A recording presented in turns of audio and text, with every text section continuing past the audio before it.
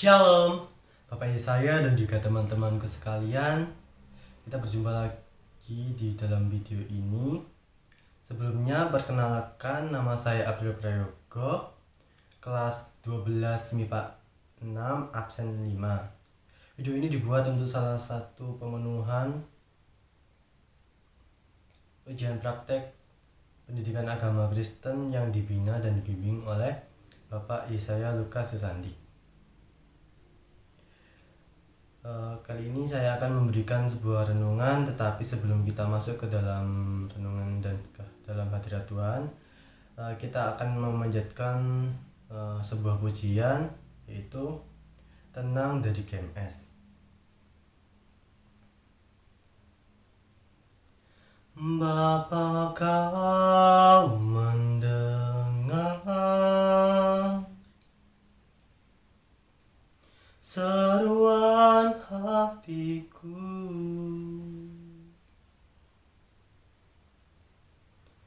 tak pernah kau lepaskan dari kasih-Mu.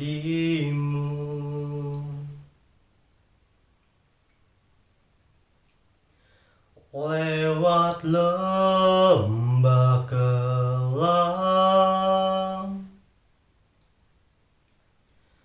kau temani aku.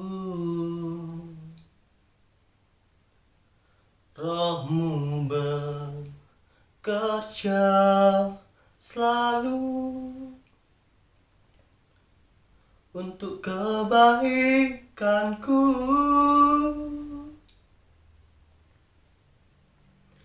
Mengalir kuasa dari tempat maha tinggi, Bapa kekal mulia, kau hadir di sini, memulihkan hati, menyembuhkan yang terluka. Ku kan tenang bersama-Mu, Bapa.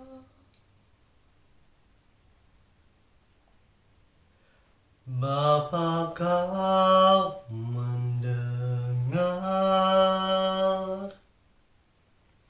seruan hatiku,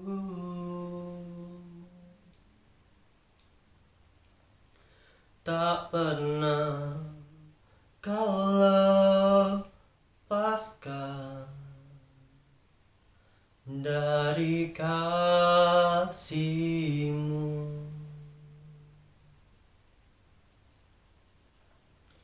Lewat lembah kelam, kau temani aku.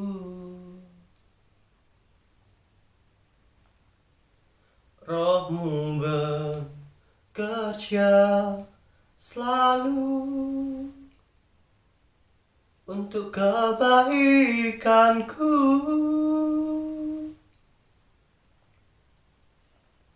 Mengalir kuasa dari tempat maha tinggi, Bapa kekal mulia, kau hadir di sini, memulihkan hati, menyembuhkan yang terluka. Ku kan tenang bersama-Mu, Bapa. Mengalir kuasa dari tempat maha tinggi, Bapa kekal mulia, kau hadir di sini, memulihkan hati, menyembuhkan yang terluka. Ku kan tenang bersama-Mu, Bapa. Marilah kita bersekutu dalam doa. Bapa yang kami kenal di dalam nama Tuhan Yesus Kristus, Bapa, terima kasih atas begitu banyak penyertaan-Mu di dalam kehidupan kami, sehingga kami dapat ada hingga saat ini karena berkat-berkat-Mu itu ya Tuhan. Tuhan, pada kesempatan kali ini hamba anakmu akan sedikit merenungkan dan membaca firman-Mu. Kiranya apa yang saya sampaikan bukan kehendak pribadi saya yang keluar, melainkan kehendak-Mu. Kiranya Engkau memberkati hamba sebagai pembawa firman renungan pada kali ini. Kiranya apa yang hamba sampaikan dapat bermanfaat bagi orang lain. Tuhan, berfirmanlah, kami anak-anak-Mu siap untuk mendengarkan. Dalam nama Tuhan Yesus Kristus kami berdoa dan mengucap syukur. Haleluya. Amin. Tibalah kita masuk ke dalam hadirat Tuhan. Kita akan membaca dan juga merenungkan firman Tuhan. Pada kesempatan kali ini saya mengambil judul atau perikop lepas dari jerat dosa, bebas dari rasa overthinking. Kemudian firman Tuhan yang mendasari perikop ini terambil di dalam Matius 12 ayat 31, kemudian dilanjutkan ayat 35 hingga 36. Sebab itu aku berkata kepadamu, segala dosa dan hujat manusia akan diampuni, tetapi hujat terhadap Roh Kudus tidak akan diampuni. Ayat 35.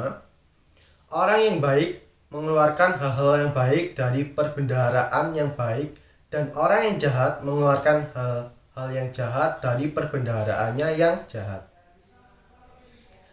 Tetapi aku berkata kepadamu, setiap kata sia-sia yang diucapkan orang-orang harus dipertanggungjawabkan pada hari penghakiman.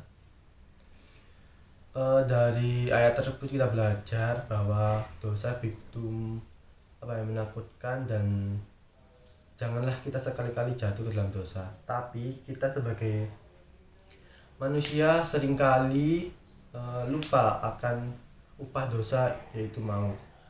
Kita seringkali berbuat dosa di dalam kehidupan kita, baik itu dosa yang disengaja maupun tidak disengaja. Di dalam hidup ini banyak sekali hal-hal yang membuat kita jatuh ke dalam dosa. Misalkan pengaruh teman, kemudian juga pergaulan dan hal-hal lainnya. Dosa itu merupakan hal yang seharusnya kita hindari sebagai umat percaya, karena Tuhan Yesus tidak pernah mengajarkan kita muridnya untuk berbuat dosa, melainkan kita diajarkan Tuhan Yesus untuk selalu berbuat baik di dalam kehidupan ini. Banyak sekali ya dosa-dosa yang seharusnya kita tidak lakukan, tetapi kita menormalisasikan dosa tersebut. Misalkan kita sebagai pelajar seringkali mencontek teman yang seharusnya itu tidak kita lakukan, dan kita biasanya menormalisasikan hal itu. Dan masih banyak lagi dosa-dosa yang membuat kita jatuh ke dalam dosa. Dosa membuat kita mempunyai jarak kepada Tuhan. Apabila kita sudah merasa berdosa, kita malah lebih jauh kepada Tuhan, bukan malah mendekat. Seringkali kita kayak insecure, khawatir bahwa Tuhan itu tidak akan menerima kita sebagai umat berdosa,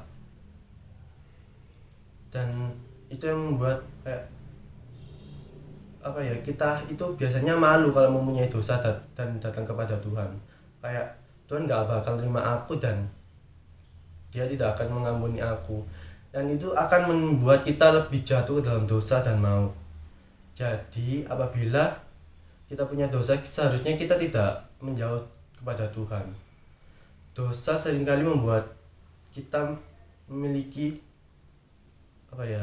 sifat yang buruk di dalam kehidupan, seperti melawan orang tua dan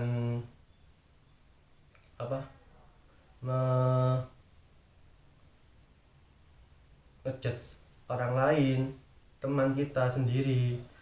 Jadi dosa-dosa kecil itu akan menimbulkan dosa-dosa yang besar. Jadi apabila kita sudah melakukan dosa-dosa kecil, datanglah kepada Tuhan. Minta ke Tuhan kayak, Tuhan ampuni dosaku dan jangan pernah mengulangi dosa itu kembali. Itu yang membuat kita dapat bertumbuh di dalam iman Kristen. Kemudian ada beberapa hal yang perlu kita sadari di dalam hidup ini untuk lepas dari jerat dosa itu. Yang pertama yaitu kita harus sadar bahwa Tuhan itu tidak anti terhadap orang-orang berdosa, melainkan Tuhan itu selalu mengampuni orang yang berdosa. Dan jangan pernah malu datang kepada Tuhan untuk mengaku dosa yang kita miliki.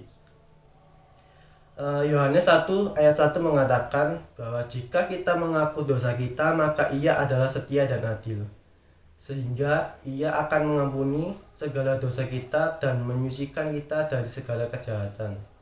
Percayalah, tangan Tuhan selalu terbuka untuk menyambut kita kembali kepadanya. Dari ayat tersebut kita belajar bahwa Tuhan itu tidak pernah menutup kita orang berdosa untuk datang kepadanya. Jadi apabila kita berdosa, jangan malu untuk datang kepadanya, supaya kita dapat curhatlah istilahnya kepada Tuhan. Kemudian poin yang kedua yaitu kita harus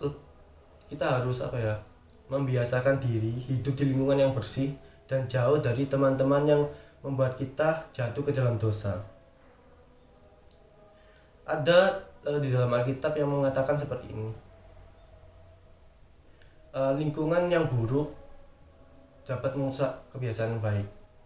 Ayat tersebut terdapat di dalam 1 Korintus 15 ayat 33, yaitu janganlah kamu sesat, pergaulan yang buruk merusak kebiasaan baik. Biasanya orang-orang yang baik ketika mempunyai pertemanan yang buruk, seringkali mereka terpengaruh. Kemudian yang ketiga, ketika kita sudah berkomitmen untuk lepas dari dosa, mintalah bantuan kepada orang-orang terdekat kita untuk selalu mengingatkan kita agar kita tidak mengulangi dosa tersebut, seperti keluarga dan teman-teman dekat lainnya. Kemudian poin yang keempat yaitu melakukan kegiatan-kegiatan yang positif seperti berolahraga, belajar, dan juga bermusik, agar kita lupa akan dosa-dosa yang telah kita lakukan dan tidak akan melakukan dosa itu kembali. Kebiasaan yang baik atau positif mendorong kita untuk terus hidup positif dan selalu bersemangat. Kemudian poin yang kelima yaitu teruslah berpelayanan di dalam gereja kita agar kita hidup di dalam lingkungan yang baik dan iman kita semakin bertumbuh di dalam Yesus Kristus. Perlu diingat bahwa kita itu berjuang tidak sendiri, banyak orang-orang di sekitar kita yang dapat membuat kita lepas di dalam jerat dosa dan tidak melakukannya lagi. Tetapi hal-hal kecil yang dapat membuat kita melakukan dosa yaitu rasa kekhawatiran dan rasa insecure. Ketika kita khawatir, artinya itu kita tidak bersyukur terhadap apa yang sudah diberikan Tuhan. Padahal dalam firman Tuhan sudah dikatakan bahwa dalam Matius 6 ayat 5 dikatakan bahwa karena itu aku berkata kepadamu, janganlah khawatir akan hidupmu, akan apa yang hendak kamu makan atau minum, dan janganlah khawatir pula akan tubuhmu, akan apa yang hendak kamu pakai. Bukankah hidup itu lebih penting daripada makanan dan tubuh itu lebih penting daripada pakaian? Di dalam ayat tersebut kita belajar bahwa Tuhan itu sudah menyediakan semua hal yang ada di dalam kehidupan kita. Jadi jangan kita khawatir akan apa yang terjadi di dalam kehidupan kita masa depan. Pada kenyataannya kita hidup biasanya seringkali khawatir akan masa depan yang membuat kita bingung dan justru itu yang membuat kita biasanya jatuh ke dalam dosa. Jadi hiduplah sesuai dengan jalan dan kehendak Tuhan seperti yang difirmankan di dalam Alkitab, dan jangan sekali-sekali khawatir akan apa yang kamu hadapi di masa depan, karena rancangan Tuhan bukan rancangan kecelakaan, dan jalan Tuhan pasti yang terbaik. Tuhan Yesus memberkati. Baiklah, setelah kita membaca dan merenungkan firman Tuhan, tibalah saatnya kita akan mengakhiri renungan pada kali ini. Kita akan menaikkan satu pujian terakhir, yaitu seperti yang kau ingini dari Nikita. Bukan dengan barang fana kau menebus dosaku,